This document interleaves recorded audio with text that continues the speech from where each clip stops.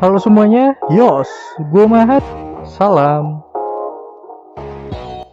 Episode 13 diawali dengan Miranjo yang mengutarakan tujuan sesungguhnya melakukan kudeta adalah untuk menghancurkan kerajaan bos. Dan tentu ini membuat orang-orang yang mengenal bahwa Miranjo adalah sahabat bos seperti Drushi pasti terkejut. Drushi bahkan sempat mengkonfirmasi rumor yang beredar bahwa ratu sebelumnya alias Ibunda Boji kematiannya disebabkan oleh Miranjo. Hal ini sesuai dengan yang gua bilang pada video pembahasan PV Osama Core 2, dimana pada PV tersebut memang sempat diperlihatkan scene-nya. Namun apa skandal yang telah dilakukan Miranjo? Dan pertarungan pun dimulai. Hewan buas mitologi yang dikendalikan Miranjo mulai menyerang. Pasukan Hyling yang sepertinya tidak sembarangan dalam memberi penomoran, di mana si nomor 1 prajurit bernama An ini sepertinya cukup tangguh. Drushi yang diterkam oleh beberapa hewan buas sekaligus benar-benar menunjukkan kekuatannya seperti yang kita lihat sebelum-sebelumnya. Dia bahkan sudah mempersiapkan senjata tersembunyi dalam tubuhnya sehingga mampu menahan para hewan buas tersebut. Pembunuh berambut hitam dan merah terjun ke medan tempur dan mencoba mengalihkan perhatian para pasukan Hyling sehingga hewan buas mitologi Miranjo bisa langsung menyerang Hyling. Namun tetap tidak semudah yang terlihat, di mana An dan Drushi selalu sigap berada di sekitar Hyling. Drushi seorang bahkan sanggup menghadapi beberapa hewan buas mitologi sekaligus.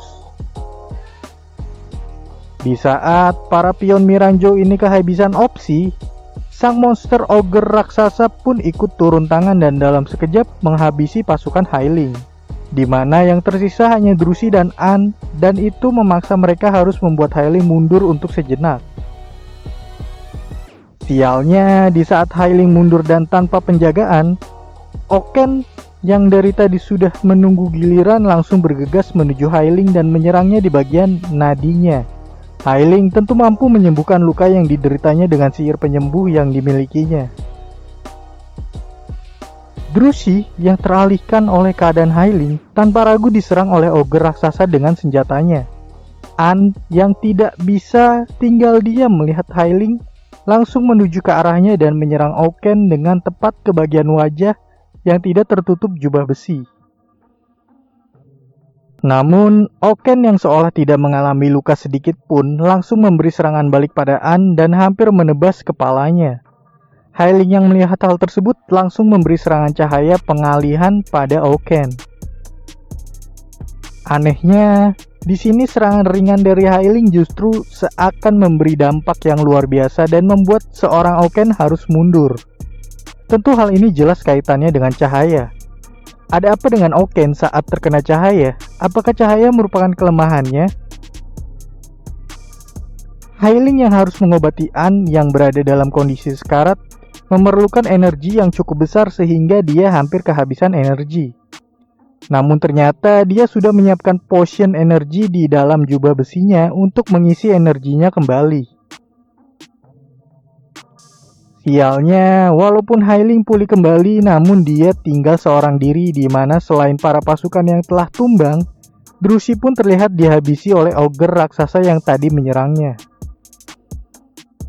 Namun, tekad seorang ibu yang ingin menyelamatkan anaknya membuat Hyling tidak menyerah dan mencoba untuk bertarung.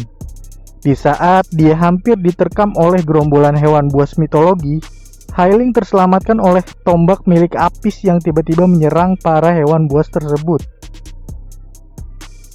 Ternyata, walaupun sudah bersumpah untuk loyal terhadap Miranjo, Apis tetap tidak tega melihat koleganya mati begitu saja di hadapannya. Luar biasanya, Miranjo seolah mengerti hal tersebut dan mencoba memberi sedikit kelonggaran bagi Hyling dan Drushi untuk bangkit. Seolah Miranjo memiliki simpati pada bawahannya. Sementara Boji dan rombongannya sudah sangat dekat dengan kerajaan bos dan hampir sampai.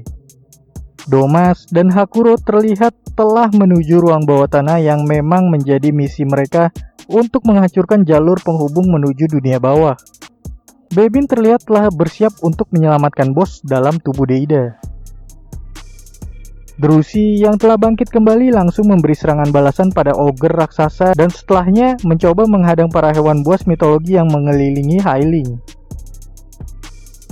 Sialnya, Drusi yang hanya seorang diri tetap kewalahan menghadapi banyak musuh sekaligus. Bahkan tubuhnya mulai tercabik-cabik oleh hewan buas mitologi yang mengepungnya hingga Drusi kehilangan salah satu kakinya. Apis yang benar-benar tidak tega melihatnya bahkan sempat mengingat masa-masa menjadi duet maut bersama Drusi hingga perjuangan Hyling saat menjadi ratu. Menanyakan langsung pada Miranjo mengapa dia berbuat sampai sejauh itu. Miranjo pun menjelaskan tujuan utamanya adalah tetap untuk membuat bos menjadi orang terkuat di dunia. Namun berkeluarga seolah menghalangi hal itu dan membuat ambisi bos redup. Bahkan saat Miranjo menemukan Hyling untuk mengandung anak dari bos, karena menurut bos Ibunda Boji yang seorang raksasa hanya mampu melahirkan satu kali, semua itu dilakukan oleh Miranjo dengan strategi yang cukup memakan waktu saat dia masih dalam tubuhnya hingga dia menjadi sosok cermin ajaib. Uniknya, kemampuan Hyling yang menurut Miranjo berasal dari keturunan istimewa mampu melihat aura negatif atau jahat dari cermin yang berada di kamarnya saat awal-awal Hyling menjadi istri bos. Dimana ini menunjukkan Miranjo seolah gagal memberi pengaruh negatif dan selanjutnya kita tahu hal ini dia lakukan pada Deida. Di tempat lain, Oken yang dari tadi sudah membuat kekacauan di kota dengan menyerang warga sipil dan para pasukan kerajaan bos yang berjaga, akhirnya bertemu dengan rombongan Boji yang telah tiba di kerajaan bos. Uniknya, di sini sang komandan menyebut Oken dengan panggilan pangeran. Apakah ini artinya Oken adalah anggota keluarga kerajaan dunia bawah? Yang berarti Oken adalah saudara dari Desha dan Despa. Apa sebenarnya yang terjadi di antara mereka sehingga menyebabkan hubungan yang tidak harmonis? Boji yang melihat Oken pun seolah bersiap untuk menghadapinya. Namun ada hal unik lagi yang patut menjadi perhatian, di mana saat sang komandan mengingat pesan dari Despa yang mengatakan bahwa jangan sampai Boji berhadapan dengan Oken karena Oken merupakan musuh alami bagi Boji.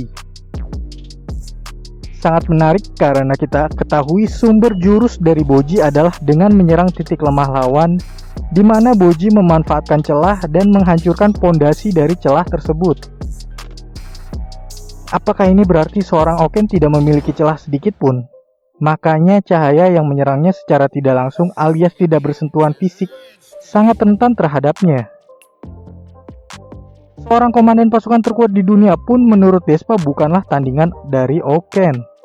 Namun karena sang komandan tidak bisa membiarkan Boji bertarung di situ, dia mengambil resiko bersama anak buahnya untuk menghadapi Oken. Di sisi lain, Miranjo dan Apis yang akan menuju bawah tanah kerajaan bos dihadang oleh pembunuh berambut hitam dan merah yang memang ingin mencuri Miranjo, namun mereka terlalu bodoh untuk melakukan hal tersebut. Di mana selain dari Miranjo yang memiliki kekuatan sihir tingkat tinggi yang bahkan mampu merubah tubuhnya sendiri, mereka terlalu meremehkan Apis yang ternyata kekuatannya jelas melebihi mereka.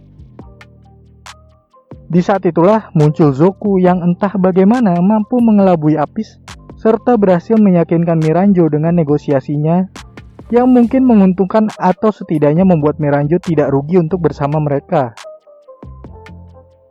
Mungkinkah Miranjo berhasil melakukan rencananya? Bagaimana dengan rencana Desha yang ingin mengintervensi kerajaan bos dengan memanfaatkan situasi?